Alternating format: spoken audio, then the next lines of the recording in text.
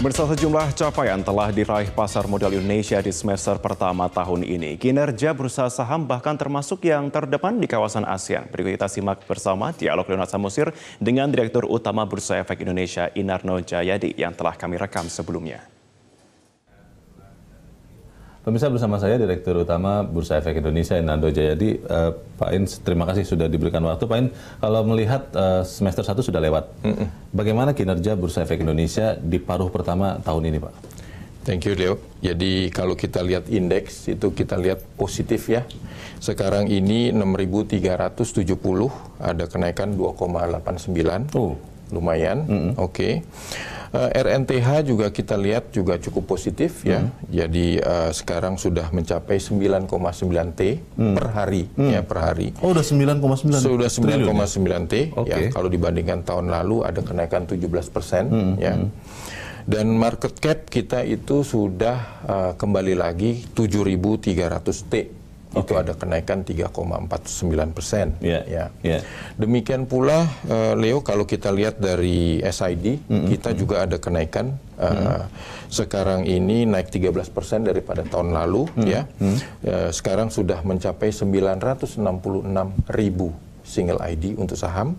Ya, sebentar lagi udah tembus 1 juta, ya? Mudah-mudahan. Ya.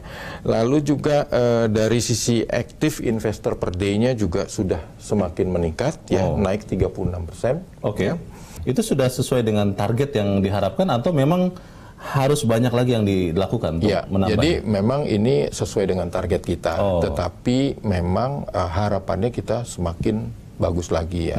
Memang kalau kita lihat dari investor, kalau dibandingkan dengan negara-negara tetangga, kita tuh masih kecil sekali, Leo. Ya, di Indonesia itu hanya sekitar nggak nyampe 0,35% dari seluruh populasi loh.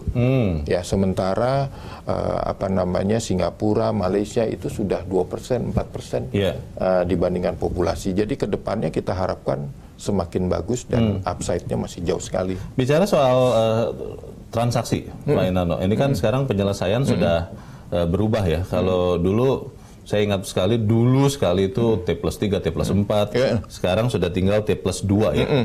Itu sejak diberlakukan sampai sekarang, dampaknya kepada transaksi itu seperti apa? Wah, luar biasa. Luar biasa, Pak. Jadi, Leo, kalau kita lihat, kita itu berhasil mengimplementasikan T+2 itu kan tanggal 26 November. 26 November tahun lalu ya? Tahun lalu. 2018. Pengaruhnya cukup luar biasa dari sisi tadi seperti yang saya katakan ya, dari sisi transaksi juga meningkat cukup signifikan ya. Dari sisi volume juga naik 33% ya. Sejak dari 26 November tersebut, dari 10,9 miliar saham per hari menjadi 14,4 ya. Nilainya juga seperti tadi, kenaikan 17% ya, RNTH dari 8,5 menjadi 9,9 T ya. Begitu juga dengan frekuensinya. Frekuensinya itu dari 377.000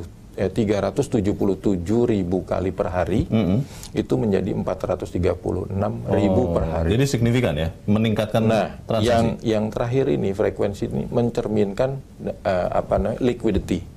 Dan kita yang tertinggi di ASEAN melebihi yang lain-lain. Bicara pasar modal tentunya bicara instrumennya, Pak.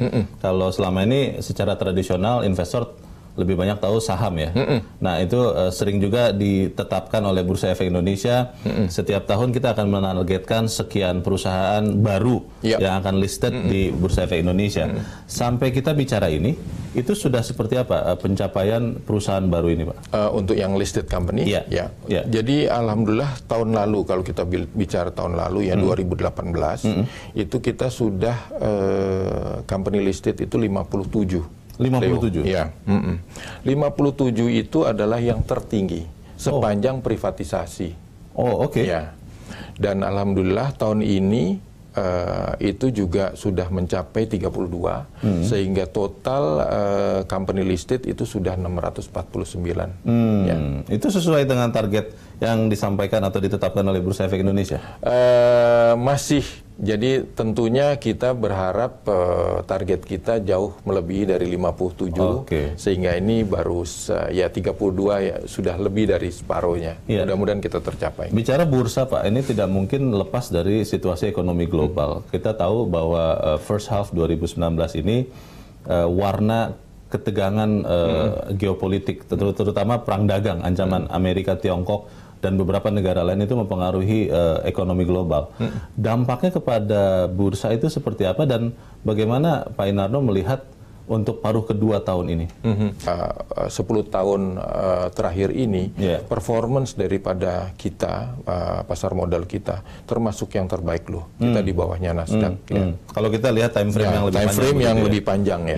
Jadi memang kalau dalam waktu short term, betul, kita tertekan dengan external factor. Tapi kalau kita agak stretching, agak long term, performance-nya bagus sekali dan kedepannya bagus sekali. Iya, kalau melihat juga peta Indonesia Pak, ini kan banyak orang mengatakan karena kita sekarang sudah dinaikkan peringkatnya untuk peringkat sovereign rating Indonesia. Terakhir S&P sudah menaikkan lagi, outlook-nya juga bagus. Kira-kira itu dampaknya kepada perdagangan ataupun kepada bursa efek Indonesia secara umum seperti apa Pak Inarno? Tentunya positif ya Leo. Kalau kita rating dinaikkan, tentunya kita harapkan capital inflow. Tidak hanya di pasar modal tentunya ya. Di sektor real, di direct investment juga kita harapkan meningkat. Betul. Pak Inarno, Presiden akan segera dilantik Pak Jokowi untuk termin kedua Oktober mendatang. Apa harapan Bursa Efek Indonesia kepada pemerintahan yang baru nantinya untuk lebih mengembangkan pasar modal, Pak? Ya, tentunya kita berharap kabinet yang baru ini solid ya Pak ya, bisa menumbuhkan perekonomian Indonesia, terutama pasar modal kita. Itu yang kita harapkan. Ada spesifik tidak Pak? Perhatian apa yang diharapkan supaya kemudian bursa ini lebih berkembang lagi? Ya, ada beberapa spesifik yang kita ya mungkin insentif terhadap perusahaan-perusahaan yang go public atau produk-produk baru. Pajaknya akan lebih menarik. Itu kita harapkan lebih bagus lah. Baik. Jadi untuk paruh kedua optimis Pak tahun Cukup ini? optimis. Cukup optimis. Baik, Pak Inarno Jayadi, terima kasih Pak sudah diberikan informasi ya. Terima kasih. Dan pemirsa, demikianlah perbincangan saya bersama Direktur Utama Bursa Efek Indonesia Inarno Jayadi. Saya Leonard Samosir, terima kasih. Sampai jumpa.